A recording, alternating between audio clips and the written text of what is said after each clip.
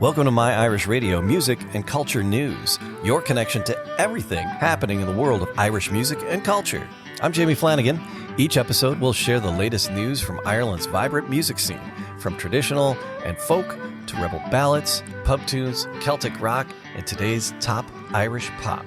We'll also bring you updates on festivals, cultural events, and people keeping Irish heritage alive around the world.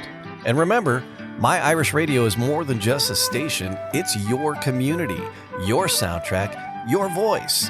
You can listen 24/7 at myirishradio.com and through the links in the podcast description below. Here's the best part. You can be part of it. Host your very own show on My Irish Radio. Choose your playlist, share your stories, make My Irish Radio your Irish Radio. Let's get into what's happening this week in Irish music and culture. It is Tuesday, February 17th, 2026. Shrove Tuesday. Shrove Tuesday, yes. And I'm going to go out on a limb here and guess that you, like the rest of the country, are maybe navigating a bit of a sugar crash right now.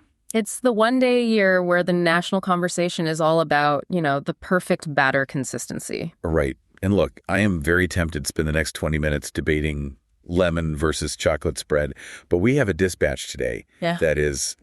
honestly, it's overflowing. It's a strange one. It really is. We have a stack of sources here that range from the cutting edge of electronic music festivals to quite literally digging up the Roman Empire in Dublin. It sounds chaotic, doesn't it? But if you really look at the reports coming out this week from the Arts Council, from the music promoters, even the archaeologists, there's a very specific story taking shape. And what's that? I think we're seeing a culture that is aggressively funding its future while at the same time it's completely rewriting its own history. Okay, so that's the mission today. We need to connect the dots between, a 2,000-year-old pot, a government basic income scheme, and the weekend selling out Croke Park. Twice. It's a study in contrasts, ancient roots and future sounds. So let's start with the noise. Because if you looked at the music news this week, you'd be forgiven for thinking we've time traveled a bit. In two directions at once. Exactly. On one hand, we have the classic Irish Album Award going to a band from the 70s, and on the other, the festival announcements for 2026. They're painting a completely different picture. You're talking about the Arte Choice Music Prize, right? The recognition for Horselips. Yeah, for the Tane. They've named it the Classic Irish Album for 2025. And look, I love this record. It's a concept album based on the Tane Bow Wager. The ancient cattle raid myth. It's basically a rock opera about Cooch Lane. It is iconic, but the reason this matters now in 2026 is that Horselips were really the architects of the fusion we just take for granted today. What do you mean by that? Well, they took traditional reels and jigs and, played them through distortion pedals.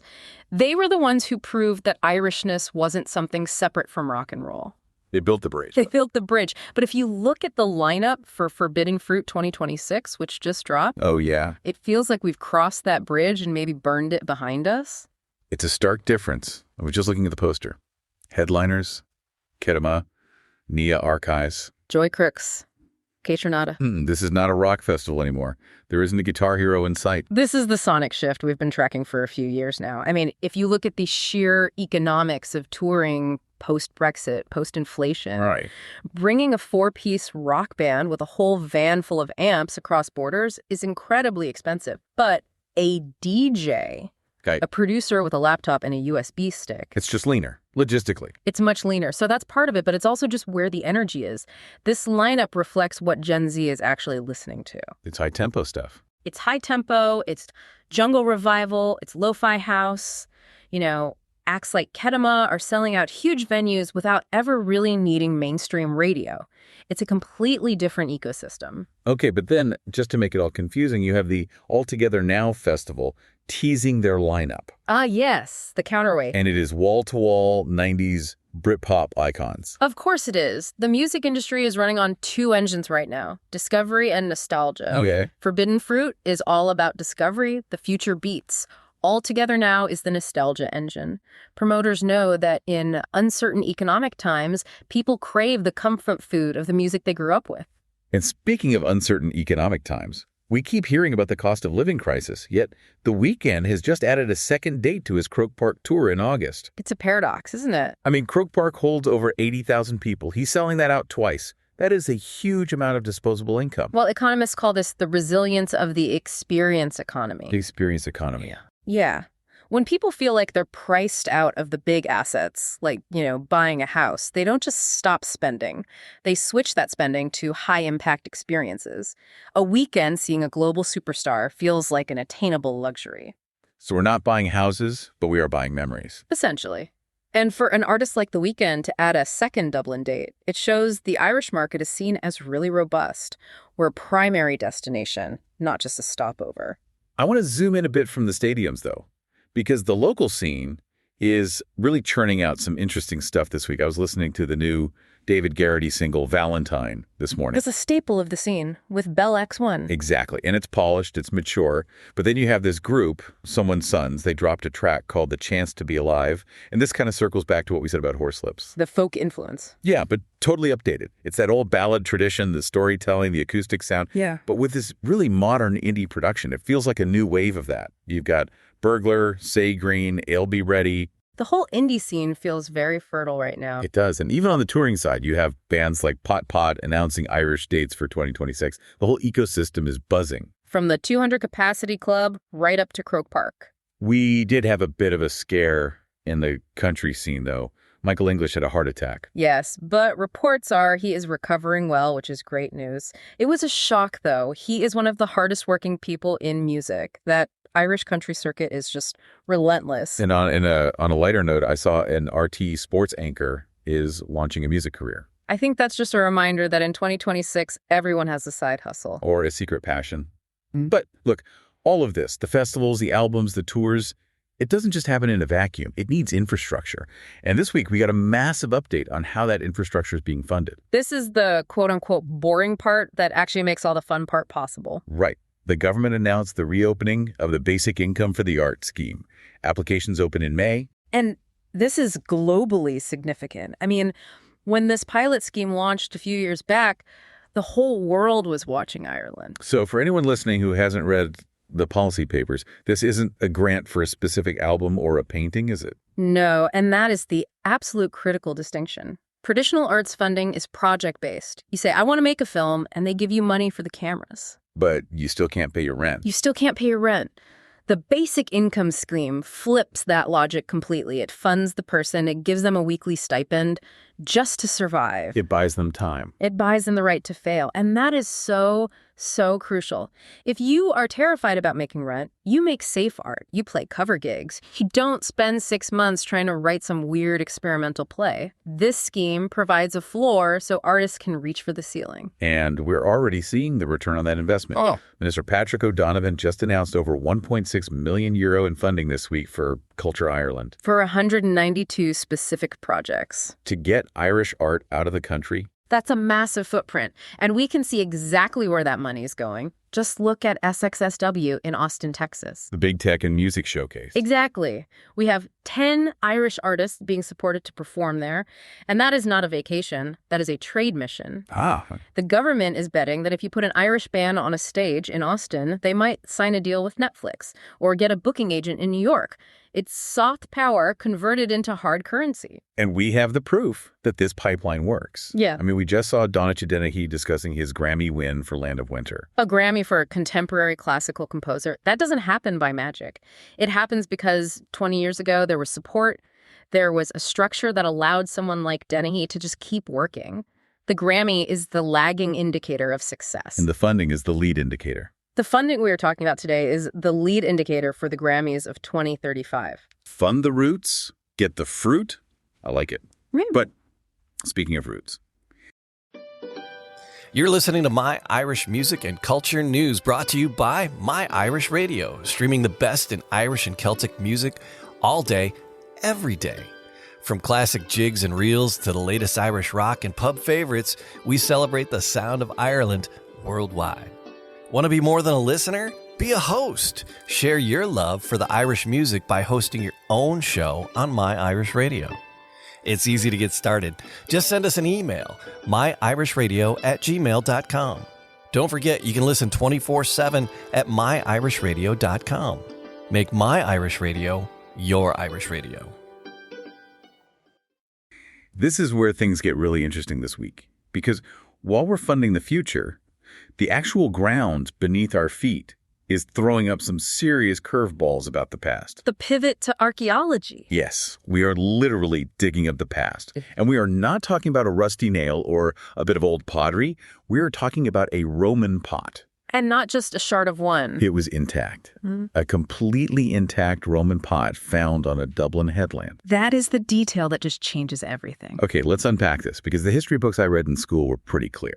The Romans went to Britain, looked across the Irish Sea, saw the weather, and said, nope, no thanks. Ireland was never Roman. That has always been the dominant narrative, that Hibernia was the unconquered island. Right. But finding an intact vessel creates a real problem for that story. If you find a few broken pieces on a beach, that could be anything. It could be drift, it could be loot brought back by an Irish raider. Right. But you don't drop a perfectly good intact pot unless you're, staying for a while. Or trading. Exactly. It really strengthens the theory around the Drumnaw Promontory Fort in North Dublin. There's a growing feeling among archaeologists that this might have been a Roman trading depot, a kind of bridgehead. So even if there weren't legions marching on Tara? No, but this pot suggests Ireland was deeply integrated into the Roman economic world. That's wild to think about. We're talking about global trade at SXSW in 2026, but this pot suggests we had global supply chains 2,000 years ago. Globalization isn't new, we just have faster boats now. It complicates that idea of a pure Irishness in a really wonderful way.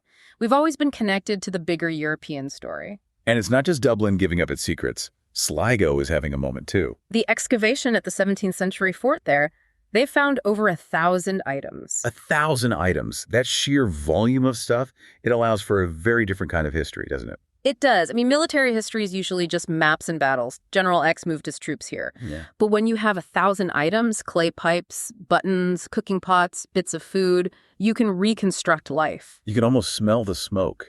You can see what they were eating for dinner in 1650. It moves history from the great men theory to, the texture of daily existence. Which brings us to a different kind of texture. The Secret Photos exhibition at Kilmainham Jail. This is a haunting collection. These are photographs taken by the prisoners during the War of Independence. Which shouldn't exist, right? Cameras were contraband. Precisely. The visual history of prisons is almost always top-down. It's mugshots, architectural plans, reports from the guards. It's the state looking at the prisoner. To have the view from the inside, grainy, imperfect, candid, is incredibly rare. I saw some of these images online. They aren't posing like revolutionary heroes. They're just bored. Or hanging out with their friends. It completely humanizes that rebel figure. It strips away the mythology and reminds you these were just young men and women waiting, anxious, trying to pass the time. It's a very intimate look at such a pivotal moment. It really strikes me that all these stories, the pot, the fort, the photos, they are all about peeling back layers of identity. Which kind of leads us to the present day. We are in the run-up to St. Patrick's Day 2026. The countdown is on. And we have our Grand Marshal for the National Parade. It's Vogue Williams. Which I have to say is a very specific cultural signal. How so? What does it signal? Well, the Grand Marshal role usually goes to either a serious cultural figure or a sports hero. Sure.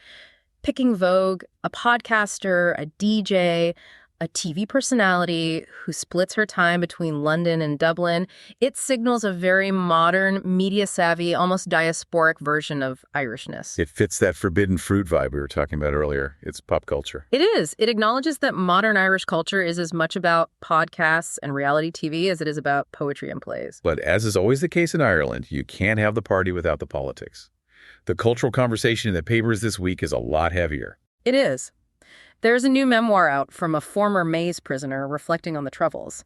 And the Irish Times has been running a whole series of essays on post-Brexit identity. This is the 6-year itch of Brexit? I think we're still wrestling with the fallout. The cultural questions are really political questions in disguise. Are we more European now? How does the North fit into the cultural story if the political story is so stuck? It feels like we're drifting closer to Berlin and Paris in our policies, like the basic income for the arts, even while we're consuming American culture, like The Weeknd. It's a constant triangulation. We're balancing our relationship with the UK, our commitment to the EU, and our affection for the US. And culture is where that whole battle plays out. And amidst all of this, we also saw Dorothy Cross elected as Saoirse Eabhsdánna this week. For anyone listening internationally, we should probably explain what that is. Eabhsdánna is the state-supported Academy of Irish Artists. To be elected Sai, which means wise one, is the highest honor.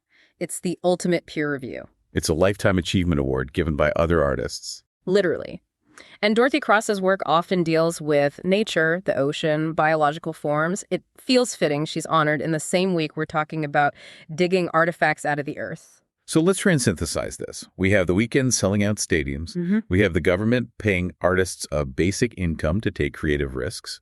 We have archaeologists rewriting the Roman history of Dublin. And we have Vogue Williams leading a parade. Is there a coherent story here? I think there is. I think it's a story about confidence. Confidence, explain that. A culture that's insecure tends to be defensive, you know? It sticks to the old hits. It protects the traditional narrative at all costs. But what we're seeing in February 2026 is a culture that is confident enough to excavate its past warts and all, from Roman trade to the Troubles, while simultaneously aggressively funding a new experimental future. So we aren't choosing between the 17th century fort and the Electronic Music Festival. No, we're doing both. We are holding the Roman pot in one hand and, I don't know, the DJ deck in the other. And somehow making it work. Funding the basic income for future artists while building museums for the past ones. Precisely. It's a culture that knows where it came from but is very, very eager to see where it's going. I want to leave the listener with one thought before we wrap up. You mentioned that Roman pot implies that native Irish culture might have been globalized 2,000 years ago. Yes, that we were always part of a wider network. So if we are currently living through this massive influx of digital culture, American tech, European policy, in 2,000 years when they dig up our digital pots, what will they see? Will they see us as distinctly Irish or just as, part of a global empire? That is the question. Are we the island of saints and scholars, or are we just a really interesting node in the global serve network? I'm going to let you chew on that along with your pancakes. A heavy thought for a Tuesday. That's what we do here. That's it for this episode of My Irish Radio, Music and Culture News. Thanks for joining us. And remember, you can hear the best in Irish and Celtic music 24 hours a day at myirishradio.com. If you ever dreamed of sharing your favorite tunes and stories, now's your chance. Become one of the hosts. Host your own show right here on My Irish Radio. Just send us an email. It's easy as that. myirishradio@gmail.com. Until next time, it's Jamie Flanagan. Keep the music playing and keep Ireland in your heart.